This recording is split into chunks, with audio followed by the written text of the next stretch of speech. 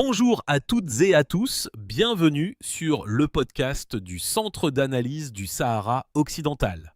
Aujourd'hui, nous allons revenir sur une décision passée relativement inaperçue dans les médias français, mais dont la portée juridique est considérable. Le 21 mai 2026, le Comité des Nations Unies contre la torture a rendu 4 nouvelles décisions concernant les prisonniers sahraouis de Gdeim Izik. À première vue, il pourrait s'agir d'une décision supplémentaire parmi tant d'autres. En réalité, ces 4 nouvelles décisions marquent un tournant. Pourquoi ? Parce qu'elles portent à 10 le nombre total de décisions onusiennes convergentes concernant ce dossier, et surtout parce que le Comité contre la torture utilise désormais une expression particulièrement lourde de conséquences en droit international, celle de schéma cohérent ou consistent pattern en anglais. Autrement dit, l'ONU ne parle plus d'incidents isolés, elle parle d'un système. Pour comprendre l'importance de cette évolution, il faut revenir à l'origine de l'affaire. Nous sommes en octobre 2010, à quelques kilomètres de Laayoune, plus de 20 000 Sahraouis installent un vaste campement de protestation connu sous le nom de Gdeim Izik. Les revendications portent alors sur les discriminations économiques, l'accès à l'emploi, le logement, mais également sur la situation politique du Sahara occidental. Pendant plusieurs semaines, ce camp constitue la plus importante mobilisation civile sahraoui depuis le début de l'occupation du territoire par le Maroc en 1975. Le 8 novembre 2010, les forces marocaines procèdent au démantèlement du camp. Les affrontements qui suivent font plusieurs morts et des centaines d'arrestations. 25 militants sahraouis seront ensuite poursuivis et condamnés à de lourdes peines de prison, certaines allant jusqu'à la réclusion à perpétuité. Dès l'origine, les avocats de la défense dénoncent des aveux obtenus sous la torture.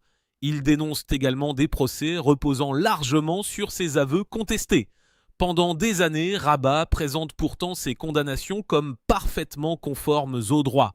Mais progressivement, les mécanismes onusiens vont parvenir à une conclusion radicalement différente. Entre 2021 et 2024, le Comité contre la torture rend déjà plusieurs décisions concluant à des violations de la Convention contre la torture. En novembre 2023, le groupe de travail des Nations Unies sur la détention arbitraire conclut que 18 prisonniers de Gdeim Izik sont détenus arbitrairement. En août 2025, le secrétaire général des Nations Unies, Antonio Guterres, évoque à son tour les conditions de détention déplorables des prisonniers sahraouis. Puis arrivent les 4 décisions du 21 mai 2026.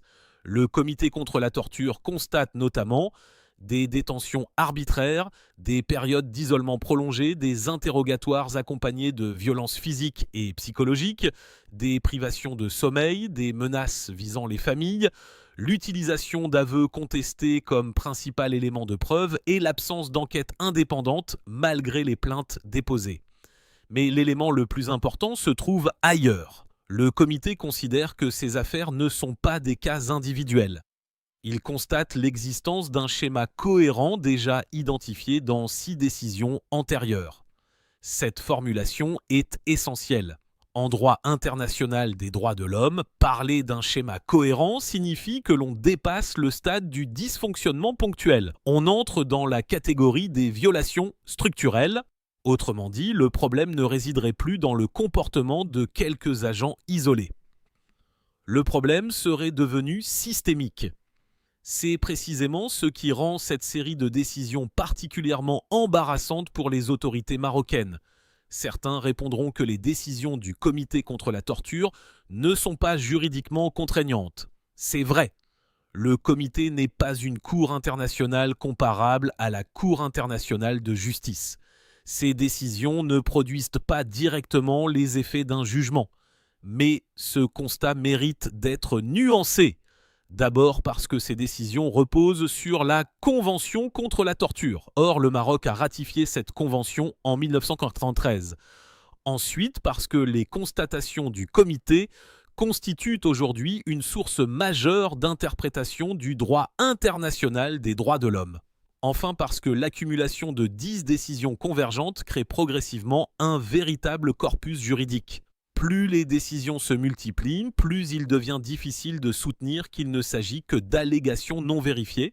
C'est d'ailleurs toute la différence entre une accusation politique et une constatation onusienne. Une accusation politique peut être contestée. 10 décisions convergentes rendues par le même organe international constituent un élément juridique beaucoup plus difficile à écarter. Les conséquences peuvent être importantes. Ces décisions peuvent être invoquées devant des juridictions nationales. Elles peuvent soutenir des demandes de révision des procès. Elles peuvent être utilisées dans des procédures devant des mécanismes régionaux de protection des droits fondamentaux. Elles peuvent également servir de fondement à de nouvelles initiatives diplomatiques au sein du Conseil des droits de l'homme des Nations Unies. Une autre question mérite d'être posée. Pourquoi ces affaires continuent-elles de susciter autant d'inquiétudes au sein de l'ONU ? La réponse se trouve peut-être dans un autre constat formulé par les mécanismes internationaux. Depuis plus de 10 ans, le Haut Commissariat des Nations Unies aux droits de l'homme ne dispose toujours pas d'un accès libre au Sahara occidental. Cette absence d'accès limite considérablement les possibilités de vérification indépendante. Autrement dit, malgré les multiples alertes émises par les organes onusiens, la communauté internationale ne dispose toujours pas d'un mécanisme permanent de surveillance des droits humains sur le territoire. C'est une situation unique parmi les missions contemporaines de maintien de la paix. Le dossier Gdeim Izik dépasse donc largement la question de quelques prisonniers. Il pose une question plus fondamentale. Peut-on continuer à considérer qu'il s'agit d'affaires isolées lorsque 10 décisions onusiennes successives concluant à des violations similaires ? Peut-on encore parler de simples irrégularités lorsque l'ONU évoque elle-même un schéma cohérent de torture, de détention arbitraire et d'utilisation d'aveux contestés ? Et surtout, combien de décisions supplémentaires faudra-t-il avant qu'une réponse politique internationale soit apportée ? Pour le CASO, ces 10 décisions constituent désormais un corpus juridique majeur. Elles renforcent les demandes de révision des condamnations. Elles confortent les appels à l'ouverture du territoire, aux mécanismes internationaux des droits humains et elles rappellent une réalité fondamentale. La question du Sahara occidental n'est pas seulement un dossier de décolonisation inachevé, c'est aussi une question de protection des droits fondamentaux. Merci de votre écoute. Retrouvez l'ensemble de nos analyses sur casosahara.org. À très bientôt pour un nouveau podcast du Centre d'analyse du Sahara occidental.